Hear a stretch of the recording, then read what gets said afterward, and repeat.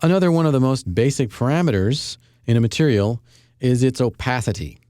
I've got my logo material active here, and you will see opacity here. I can bring that down to, let's say, 50%. And now you can see I can actually see through my object.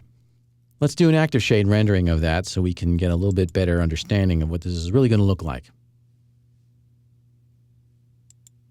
As you can see, it's not a very convincing transparency. We're not seeing the bending of light as it moves through the object. A transparent object actually bends light. That's called refraction. To get that effect, I can't do it by just adjusting the opacity.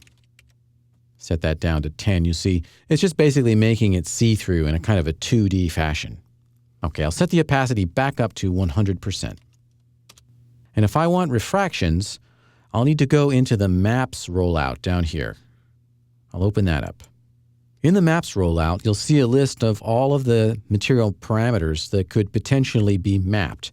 In other words, that could be varied or modulated by some other factor, like, for example, an image.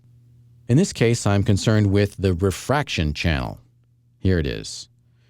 All of these things that say none here are actually buttons. And if I click on the button that says none, I'll get the material map browser up again. What I'm looking for here is a map called Ray Trace. Here it is under Maps, Ray Trace. And I'll double click on that. It takes a moment to think about it, but now you can see that I'm getting a simulated refraction in my viewport. There are some parameters here in the material editor, but I don't really need to adjust any of those. In fact, it's doing everything sort of automatically. It's automatically applying a refraction here. However, if I try to get back to my main material parameters, you'll see that I can't see them here. And the reason is now we've drilled down inside of the map. These are the map parameters. I need to get back up to the top level of the material. And one way for me to do that is to click this button here that says Go to Parent. That will take me up one level. And now I'm back up at the material parameters. If I want the color to show through here, I can reduce the refraction amount. Let's say I knock that down to 50%. And now you see I'm getting a tinted glass effect. If the refraction is not at 100%, then the diffuse color will blend.